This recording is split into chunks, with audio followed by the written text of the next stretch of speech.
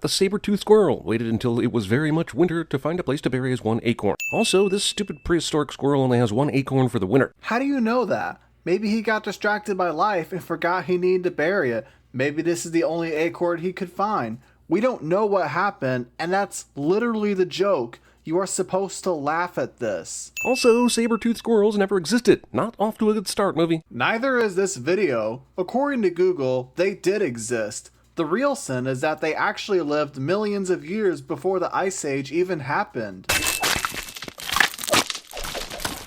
Movie expects me to believe that ice cracking has a similar behavior to a lit line of gunpowder. And now I remember why I wanted to stop doing only animated movies on this channel. Because Jeremy always has to question cartoon logic, and it's always annoying whenever I point them out. Did the second glacier just happen to be falling? Or did another dumbass critter serendipitously cause this one to fall at the same time? Again, that's literally the joke.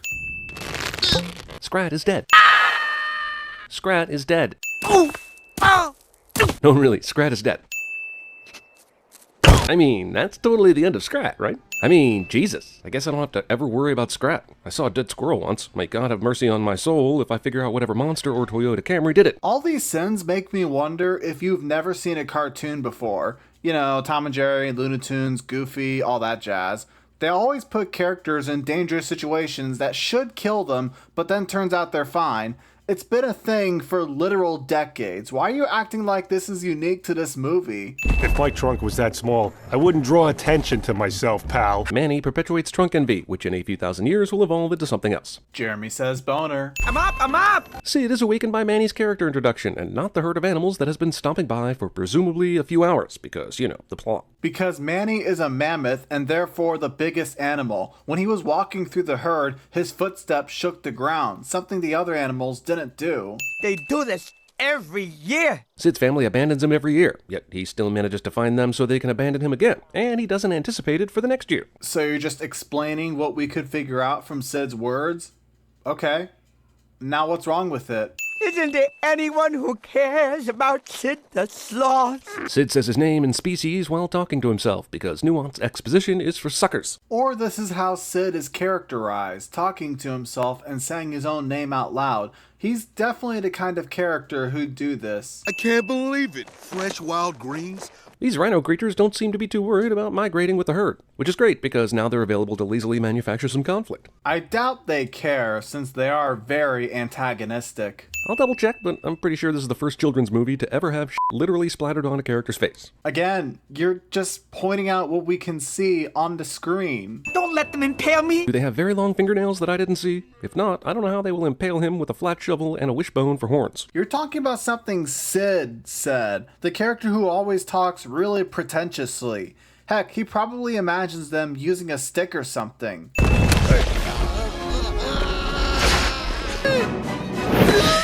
Some bull.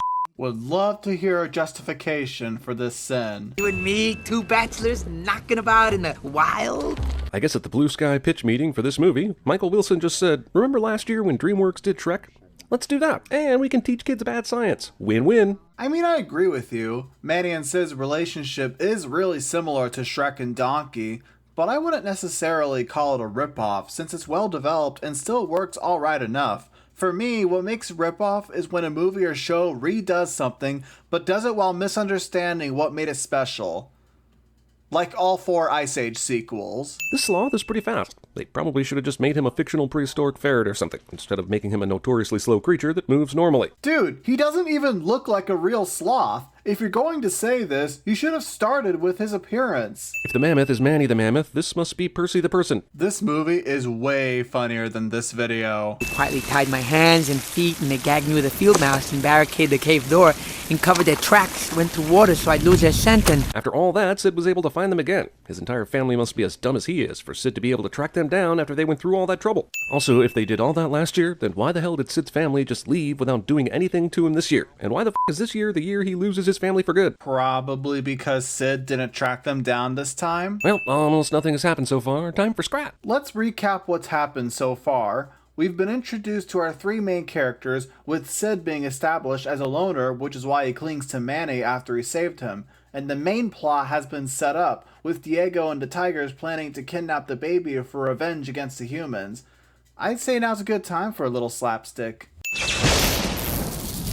It's really saying something when the most memorable parts of your movie are the little transitional scenes with a squirrel that have nothing to do with the actual plot of the movie. Really? Because whenever I see people talk about how good this movie is, the one thing I always see them bring up is the scene where Manny remembers his family being killed with the wordless storytelling. So, no, I have to disagree. There seem to only be 4 men in this camp, which might be a problem if there weren't just 4 saber-toothed cats. Just pointing out a coincidence?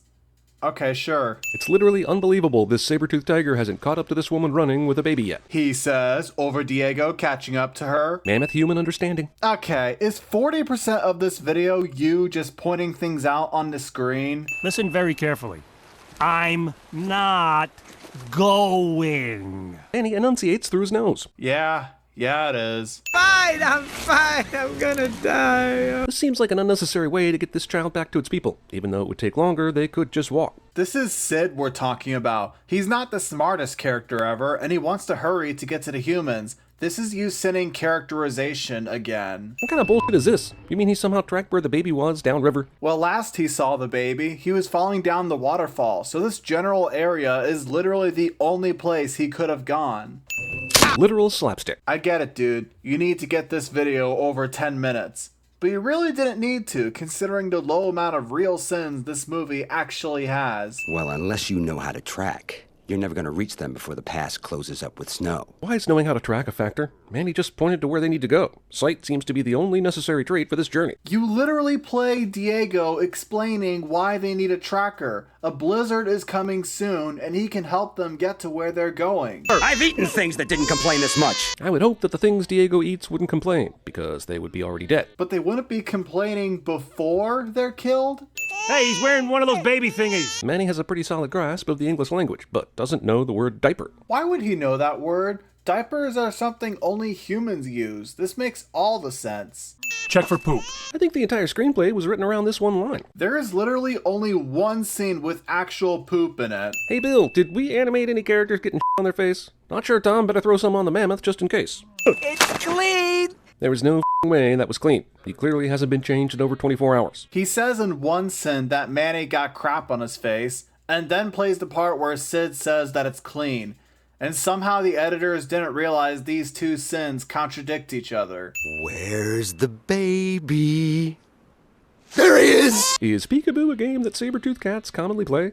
I don't remember seeing that at the Museum of Natural History. Didn't you say a few sins ago that these animals know the English language well? If you've accepted that, why couldn't you accept tigers playing peekaboo? I bet he's hungry. How are they not all hungry? I don't think any of them have eaten in days. But Sid ate an apple earlier this day. You even did your usual running gag in that scene. The director said, let's have your character eat an apple. It'll make him look like even more of an asshole. How did they all know at the same time that Sid was trying to steal another melon?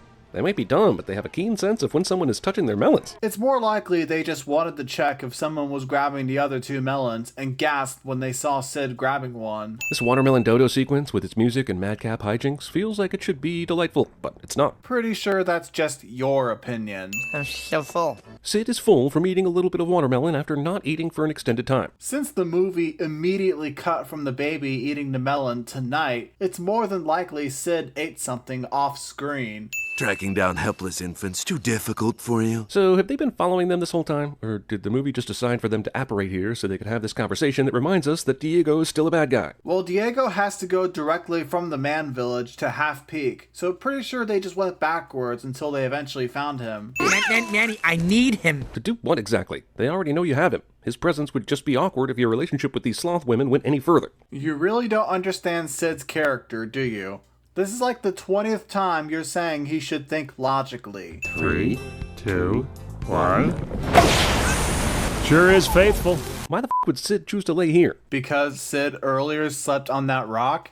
It's in character for him to do this. The group is concerned about this chandelier of icicles, even though the area they are standing in is this big. This is them panicking and not thinking clearly. You really have an issue with that, don't you? Movie goes to the trouble to reference Star Trek, but gives us a generic-ass flying saucer instead of any of the thousands of ships in that universe as a reference. Now, I'm pretty sure if they did reference Star Trek, you'd send it anyway. Backstory cave painting. They would have just done a standard flashback, but that would be too expensive to animate. Sinning this scene, like I said earlier, this scene is phenomenal and deserves a send-off.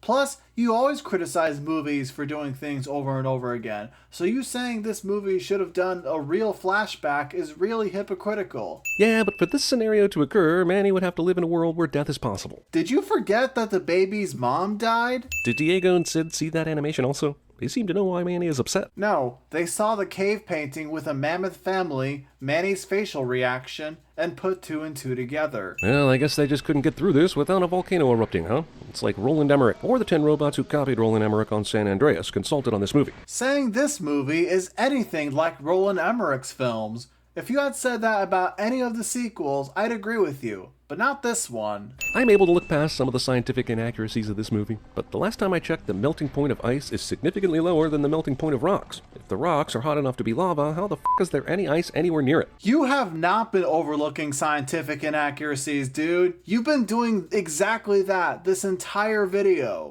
No one touches the mammoth until I get that baby. It's going to be a lot easier for them to get the baby if the mammoth isn't in the way. Here's another example of the ding sound playing while you're talking. Sorry to sound like a copycat, but how does that even happen? Just this whole part. Again, can you please explain why this is bad? They are starving, but they just saw the mammoth get lucky and kill their leader with some icicles, and they don't want to chance it because who knows if there are more icicles. Because they're not as brave as Soto. That's normally what happens when a boss dies. Between this moment and the moment earlier with the impossible lava river, movie has one too many death fake-out scenes. You literally listed 2! How is that too many? This tense moment is brought to you by no f***ing reason. Why would you hide the baby and allow a hunter time to kill you before you made your dramatic reveal? I mean, come on, seriously. I've seen this woolly mammoth talk, have human emotions, and have the capacity to solve problems, and it still might be the stupidest woolly mammoth that has ever lived. Yeah, stop. He's just making a dramatic reveal of my baby. We are fools. These 3 sins are all saying the exact same thing, buddy. Between all the pointing things on the screen out and this might be one of the most obvious times I've seen you pad the sin count. None of the humans are surprised that the sloth can pick up and hug a baby like a person. Manny just returned the baby to them. They can figure out that these animals are as intelligent as them. Also, interspecies hugging. That's racist. We spend 2 minutes with this f***ing rat even though the movie is already ended. Sinning the real end of Ice Age.